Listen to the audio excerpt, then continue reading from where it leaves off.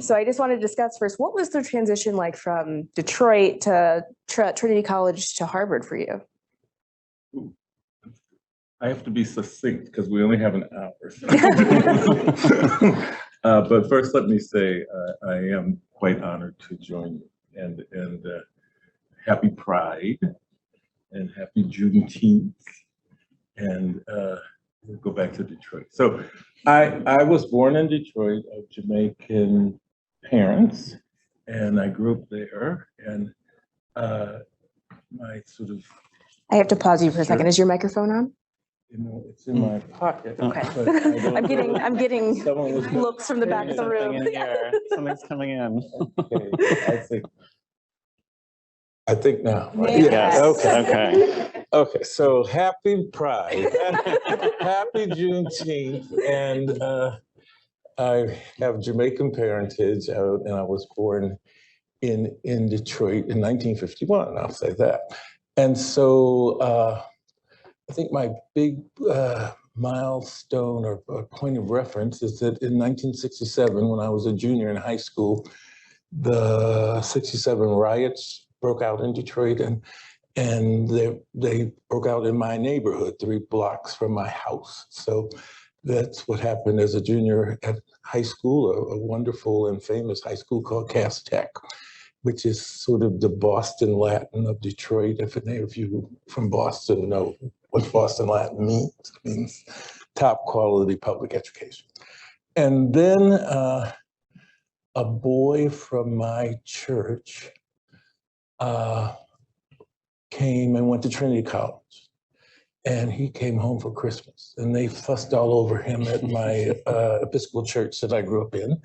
And I had the pleasure of in Detroit growing up in a upper class Black Episcopal church.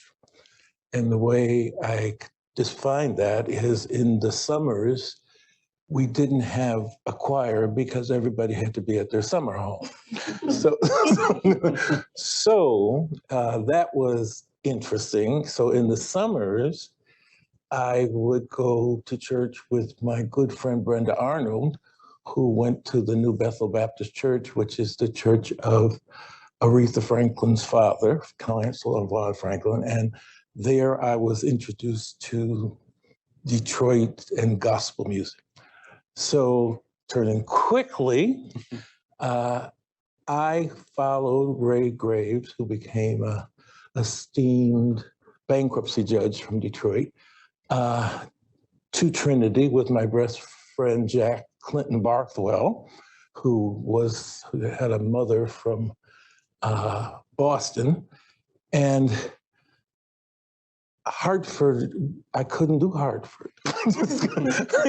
It was, and I couldn't do Trinity either, because Trinity only had 1,200 kids, and my high school had 5,000 kids on 10 floors with a wonderful orchestra and many things. So I came to visit a friend at Emerson, and he took me to Harvard Square on the subway, and I came up in Harvard Square, and I thought, oh my God.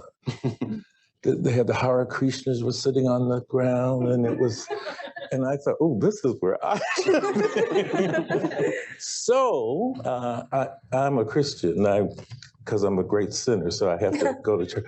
But the hand of God had me at a Black weekend at Brown, and I was telling the story about how horrible Trinity was, and this wonderful young man said, well, you know, I'm from Harvard, and I'm doing recruiting, so why don't you apply as a transfer student?